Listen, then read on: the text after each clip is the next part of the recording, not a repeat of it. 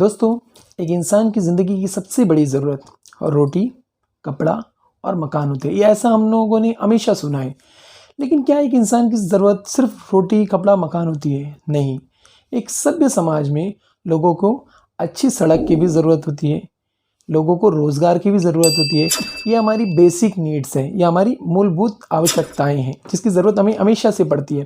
सिर्फ़ रोटी, कपड़ा और मकान होना ज़रूरी नहीं है, ये तो होना ही है। इसके अलावा कुछ और चीज़ें भी होती हैं। लेकिन अगर हम अक्सर अपने इलाके में देखें, वो साफ़-सफ़ाई के एतबार से हो, वो सड़कों का हाल हो, जो आज का बर्निंग इश्यू है कि सड़कों का हाल बेहाल हो चुका है। क्या ये सड़कें बनेंगी? ऐसा बहुत लोग कहते हैं कि सड़कें बनने वाली है करके, क्या सच में ये सड़कें बनेंगी? या तो फिर प्रोटेस्ट करते रहने से सड़कें बनेंगी, फिर ख़राब होंगी, फिर सड़कों के लिए दोबारा प्रोटेस्ट करना होगा। इसके अलावा रोज़गार के मुद्दे, तो हम लोगों ने कई लोगों से बात करने की कोशिश की थी, लेकिन अक्सर लोग तो ऐसे रिकॉर्डिंग में सामने आते नहीं हैं।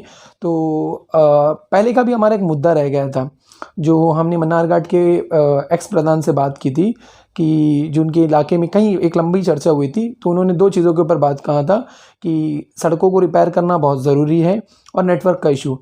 तो वॉइस ऑफ यूनिटी पुराने मुद्दों को छोड़ता नहीं है। हमने उनसे दोबारा बात की और कोशिश की जानने की के लिए कि 2 महीने या 3 महीने पहले जो वादा उन्होंने किया था, वो पूरा हुआ या नहीं हुआ। उसके साथ ही साथ सड़कों का हाल भी हम लोगों ने जानने की कोशिश किया। पहले हम हमारे मेहमान से मिलेंगे और उसके कुछ दिन बाद हम कोशिश करेंगे कि ऑन ग्राउंड जाके एक-एक लोगों से पूछें कि सड़कों को लेकर या तो जो अंडमान की मूलभूत जो बर्निंग इश्यूज़ हैं, उसके बारे में पब्लिक ओपिनियन क्या है करके। तो आपका साथ चाहता हूँ और जल्द से जल्द हम अपने मेहमान की तरफ चलते हैं। बहुत-बहुत शुक्रिया। बशीर जी, आपका बहुत-बहुत स्वागत है हमारे चैनल में। कुछ बातें हम आपसे जानना चाहेंगे। इससे पहले एक इंटरव्यू हुआ था हमारा, कुछ वादे आपने किए थे। वो वादे कहाँ तक खरे उतरे? नेटवर्क का इश्यू, सड़कों का इश्यू जो आज भी बेहाल है, इसके बारे में आप क्या रोशनी डालना चाहेंगे? जो जो इश्यू आप अभी हमसे 2 महीना पहले एक इंटरव्यू लिया था, उसमें हम कुछ विषय में आप हमसे चर्चा किया था और हम अपना सुझाव भी दिया था, जिसमें था कि नेटवर्क का इश्यू। नेटवर्क तो 100% अल्हम्दुलिल्लाह मनारघाट पंचायत में बहुत बढ़िया हो गया है और उसमें एयरटेल का अच्छा फैसिलिटी हो गया और बीएसएनएल में भी कुछ तब्दीली हुआ है और अभी जियो का जो फाउंडेशन हो गया, टावर का काम भी लगभग हो गया है और उसका मैक्सिमम सामान आ गया है। नवंबर नवंबर तक का पूरा उम्मीद है कि 100% जियो भी हम लोग को फंक्शन में आ जाएगा। तो आप ये कहना चाहते हैं जो वादा आपने किया था नेटवर्क का इश्यू को लेके, वो आपके इलाके में पूरी तरह से कंप्लीटली पूरा हो चुका है? 100% हो गया है क्योंकि नेटवर्क एक बहुत बड़ा इश्यू था, आपको मालूम था क्योंकि बच्चों को पढ़ाई को लेके बहुत बड़ा इश्यू था। मैंने 15 अगस्त को लॉन्च करने का बात किया था और मेरे टाइम बाउंड के अंदर अल्हम्दुलिल्लाह टाइम बाउंड के अंदर में मेरा काम पूरा हुआ और बहुत बढ़िया हुआ है और प्लस अभी जियो का फाउंडेशन हो गया, टावर का काम भी हो गया है, तो और आने वाला 1 महीना के अंदर और बेहतर हो जाएगा। इसके लिए बहुत-बहुत मुबारकबाद आपको और आपके गाँव वासियों को। दूसरा मुद्दा जो आपने वादा किया था वो सड़कों का था। आपने कहा था कि एक ऐसा चीज़ रह गया है जिसे पूरा करना था और वो सड़क था। हम देख रहे हैं कि सोशल मीडिया में कई ऑर्गनाइज़ेशन इसको लेकर आवाज़ उठा रहे हैं और सभी चाह रहे हैं कि सड़क बमूफलाट से लेके आपका विम्बरलीगंज से राइट मोड़ फिर शोलबे तक का हो गया, मथुरा का हो गया, कहीं जगह का। ये एक बेसिक मुद्दा है। इसके बारे में आप क्या कहना चाहेंगे? देखो रोड का एक बहुत बड़ा इश्यू है क्योंकि रोड का बहुत बुरा हालत है और मैं लोगों को ये बताना चाहता हूँ कि ये साल जो बारिश हुआ है अंडमान में जो पहले कभी हुआ नहीं, इतना बारिश तो नहीं हुआ, जिसके वजह से रोड का बहुत बुरा हालत है। लेकिन प्रशासन कोई कसर नहीं छोड़ा है क्योंकि प्रशासन बहुत अच्छा काम किया है, लेकिन कुछ-कुछ बारिश ऐसा हो गया कि रोड खराब हो गया। जिसमें मैं आपको बताना चाहता हूँ कि विम्बरली टू राइट में जेट्टी का जो एस्टीमेट है, तकरीबन 13 लाख चिल्लर का है, लगभग 14 करोड़ का तो सॉरी 14 करोड़ का है। तो 14 करोड़ का रोड में मैक्सिमम ड्रेनेज हो गया, वॉल और रोड का वाइडनिंग 5.5 मीटर का रोड बनने का, जिसका एस्टीमेट पूरा 99.9% तक पहुँच गया है, जो प्लानिंग से भी पास हो गया, फाइनेंस भी पास होके पड़ा है। एसएफसी मीटिंग के लिए इंतज़ार में है, जो मिनिस्टर का विज़िट का बाद में वो सीएस के पास में मीटिंग में रख दिया जाएगा। तो हम कल भी जाके एडमिनिस्ट्रेशन से संपर्क किया तो फाइल फाइनेंस से निकल गया है, जो विम्बरली टू राइट प्रोजेक्ट का। और रहा बात जो लोग बोलता है कि शोलबे का रोड खराब है, शोलबे का रोड एक लहर जैसी हुआ कि नहीं, फुल बारिश आ गया, बारिश की वजह से रोड थोड़ा खराब हुआ है। लेकिन मैंने एग्जीक्यूटिव इंजीनियर सुब्बराज सर से बात किया है, तो उसका पेमेंट भी नहीं हुआ है। दूसरा बात है उसका एक लहर बचा हुआ है।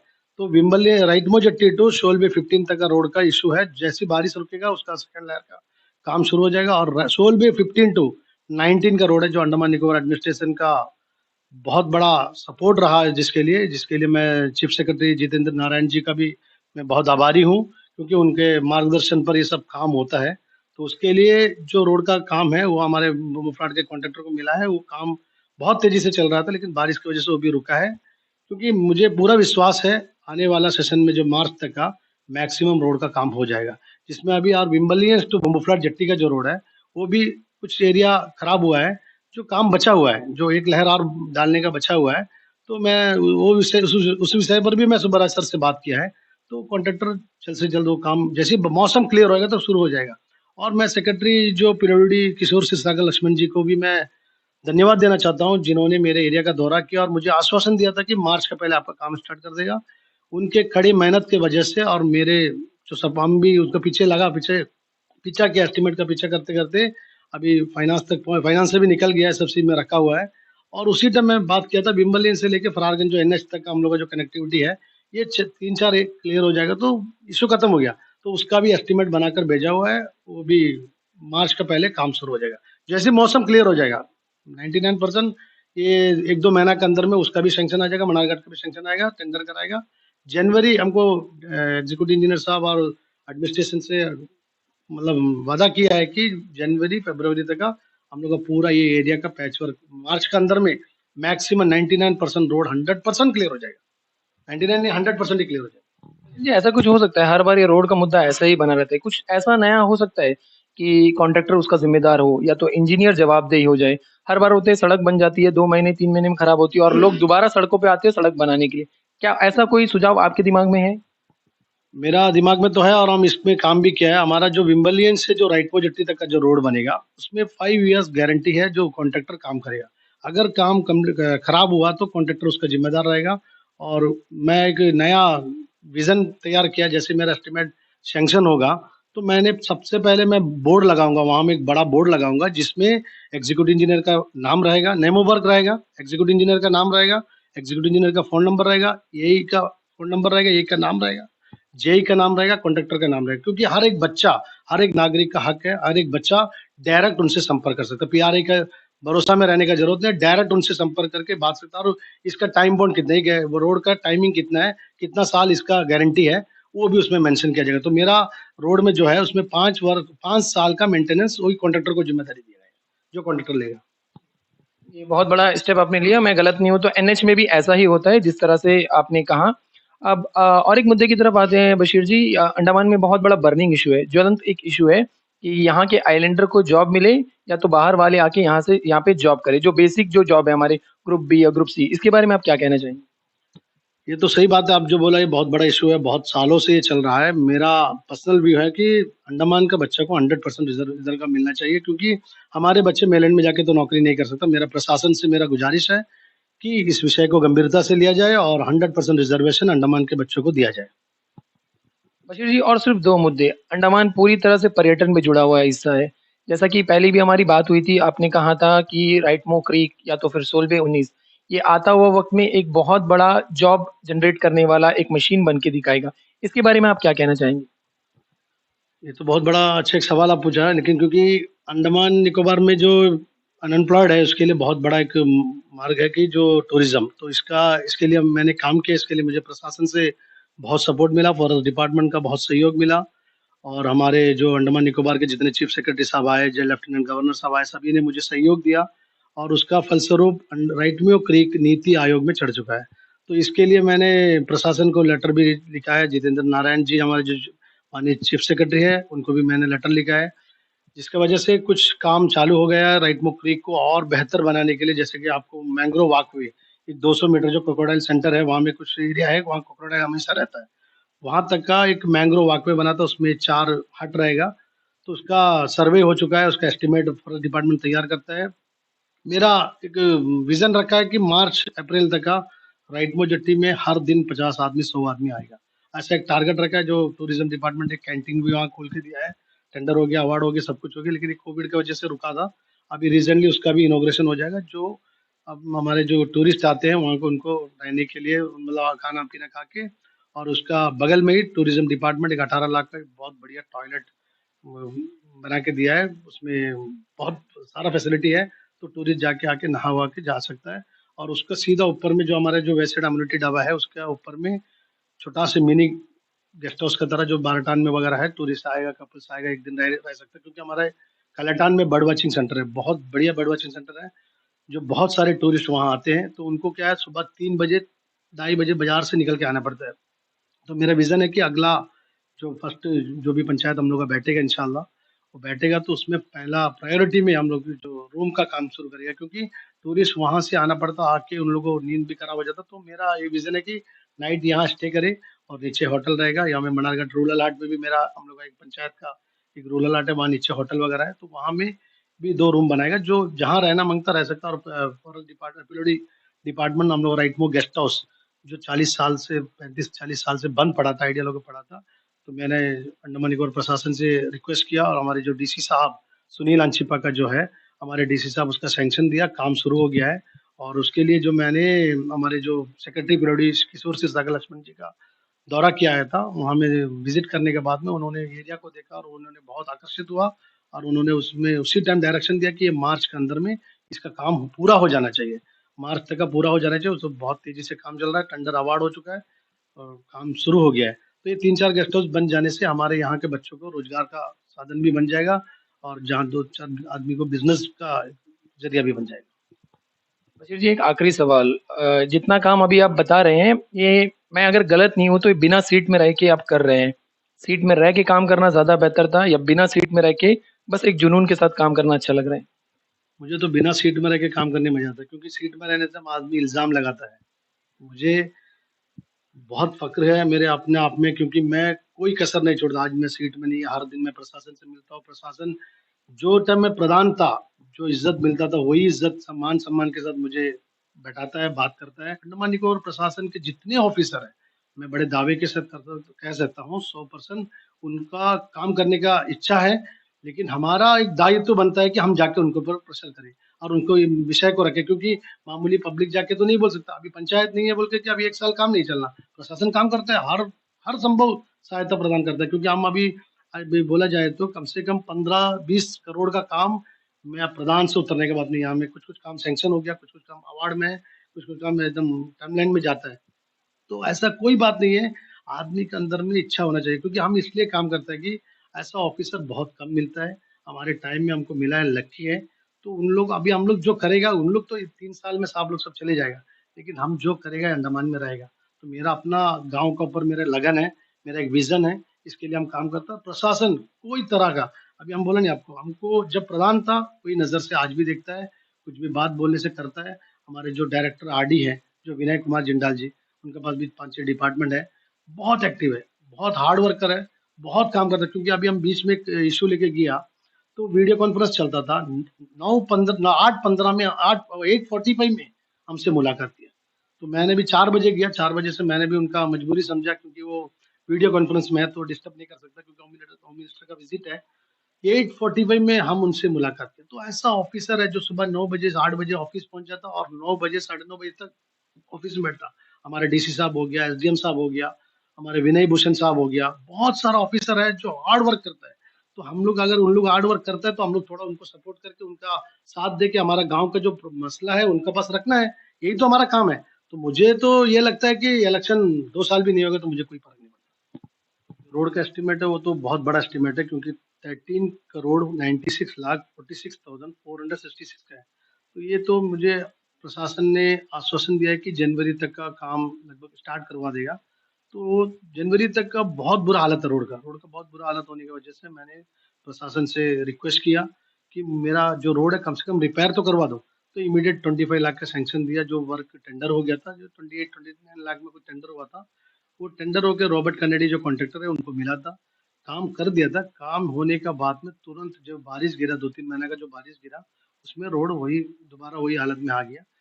तो पब्लिक बहुत नाराज़ था, तो मैंने तुरंत एग्ज़ीक्यूटिव इंजीनियर आरसीडी को लेटर दिया कि ये काम ठीक नहीं हुआ, लेकिन एग्ज़ीक्यूटिव इंजीनियर जो है तुरंत क्या करा, कॉन्ट्रैक्टर का जो काम को जो बिल था, फाइनल बिल को नहीं किया, रोक दिया गया। तो दोबारा मैंने एग्ज़ीक्यूटिव इंजीनियर से रिक्वेस्ट की कि दोबारा उसको काम को किया जाए, क्योंकि जो पैसा जो यूटिलाइज़ किया सही तरीके से हुआ नहीं, कुछ गलत हुआ है उसमें, तो उस लोग तुरंत उसको कॉन्ट्रैक्टर को बुलाया और मेरा साथ में एरिया का पूरा विजिट किया और कॉन्ट्रैक्टर दोबारा मटेरियल लेकर डाला है, रोड़ा भी आके खड़ा है। लेकिन बारिश नहीं रुक रहा है, बारिश जैसे ही रुकेगा विदिन ए वीक, 1 हफ्ता के अंदर बारिश रुकेगा, रोड सूख जाएगा, तो 1 हफ्ता के अंदर रिपेयर का काम हो जाएगा। तो रिपेयर हो जाने से 3 महीने का तो मसला है, जनवरी-फरवरी तक का काम स्टार्ट भी हो जाएगा। तो इसके लिए भी 25 लाख रुपए मेरा जो डिमांड के हिसाब से तुरंत 25 लाख रुपए का सैंक्शन दे। तो एडमिनिस्ट्रेशन, लोग कोई-कोई बोलता है कि एडमिनिस्ट्रेशन काम नहीं करता है। एडमिनिस्ट्रेशन हर संभव सहायता देता है। जो हम लोग जाके एडमिनिस्ट्रेशन से अप्रोच करने का बात है।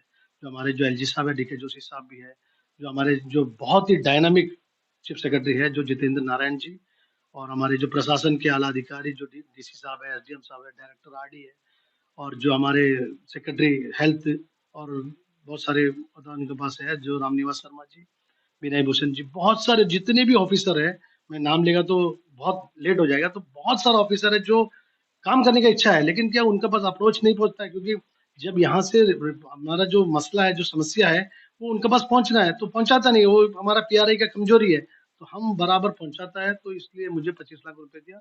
अभी मैं आपको इस वॉइस ऑफ अंडमान यूनिटी के माध्यम से मैं लोगों को बताना चाहता हूँ कि रोड का काम जैसी बारिश रुकेगा 1 हफ्ते के अंदर काम शुरू हो जाएगा, तो टेम्पररी रिपेयर हो जाएगा।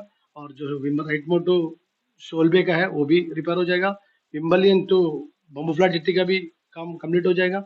और जो वो तरफ का जो विम्बलियन से वृंदावन जो होते हुए जो फारगंज है, वो रोड का भी टेंडर और मनारघाट का टेंडर 21 साथ हो जाएगा। जनवरी तक का काम स्टार्ट होने का पूरा उम्मीद है।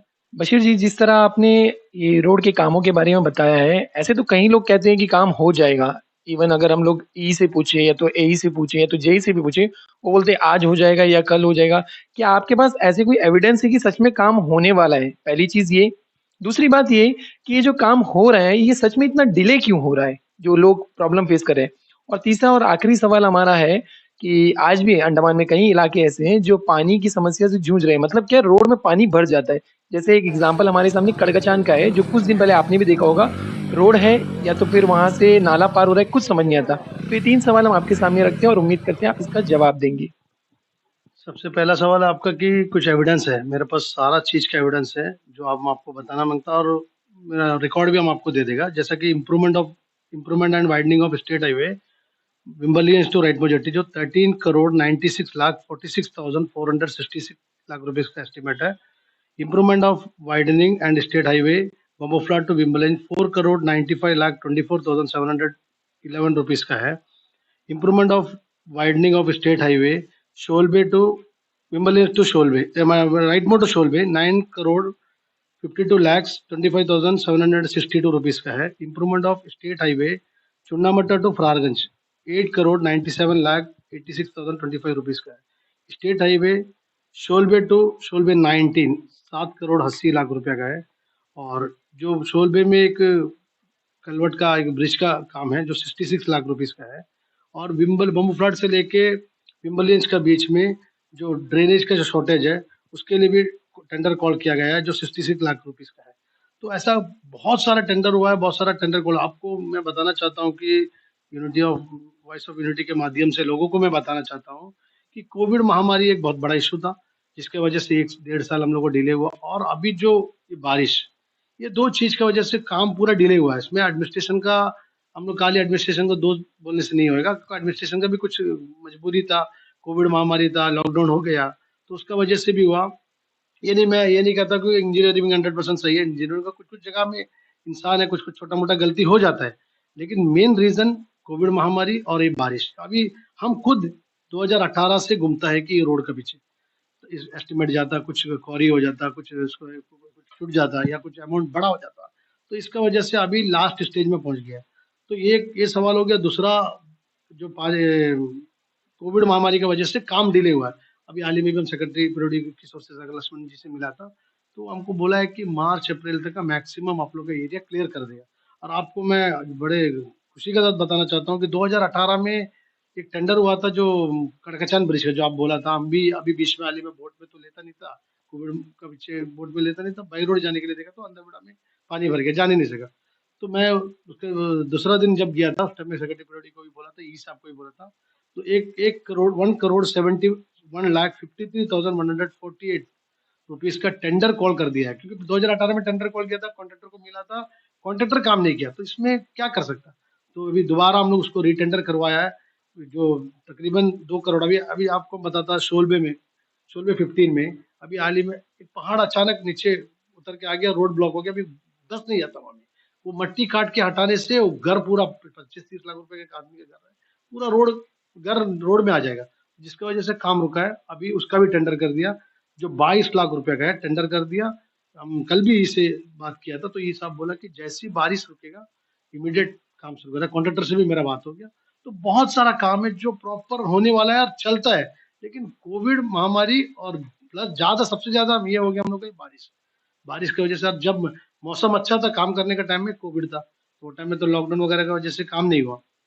तो मैं लोगों को बताना चाहता हूँ कि बहुत सारा काम टेंडर हुआ है, बहुत काम हुआ है, जो कम से कम हम 2 दिन पहले हिसाब किया तो 70 टू 80 करोड़ का काम हम लोग का एरिया में बम्बू प्लांट से लेके शोलबे 19 का अंदर में चलने वाला है। मतलब कुछ टेंडर हो गया, कुछ अवार्ड हो गया, चलने वाला। तो थोड़ा तो सब्र करना पड़ेगा, क्योंकि ये अभी रोड कुछ एरिया में रोड खराब होने का रीजन भी हम ही लोग है, क्योंकि हम लोग धरना कर लेता, नहीं तो सोशल मीडिया में ये कर लेता कि हम वो कर देगा, ये कर दे, तो एडमिनिस्ट्रेशन क्या करेगा, मजबूर है।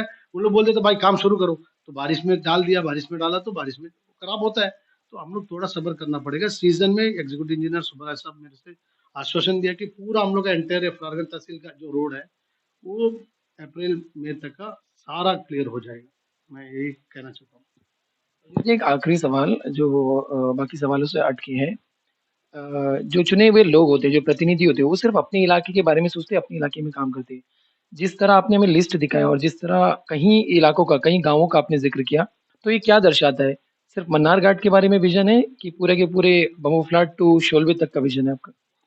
देखो जहाँ प्रॉब्लम है, जो अगर अगर हमको कोई आके बोला भी, जैसा कि ये सब जो मैटर है, ये हमसे कोई ना कोई बताते रहता, बशीर भाई तुम तो एडमिनिस्ट्रेशन के पास हमेशा जाता है, ये थोड़ा टेकअप करो। तो हम क्या कर देते, इसको आरसीडी में जाके उसका इन लोग जो भेजा वाला फाइल नंबर पूछ लेता, फिर हम एडमिनिस्ट्रेशन जाके पूछ के फाइल उठा के उसको आगे प्रोसीड कराता है।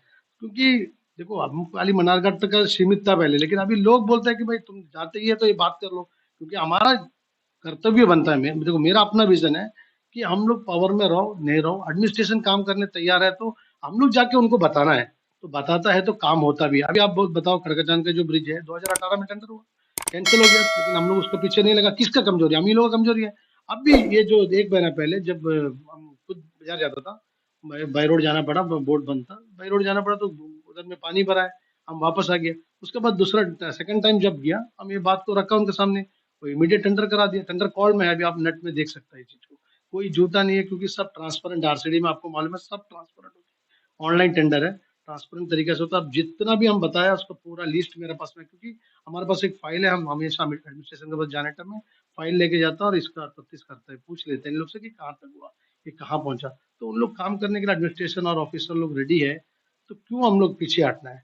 तो इस ग्रुप के माध्यम से, आपके जो चैनल के माध्यम से, मैं अंडमान निकोबार प्रशासन को भी धन्यवाद देना चाहता हूँ, जो हम लोग को आज भी एज ए प्रधान हम लोग को मानता है और हमारा काम करता है।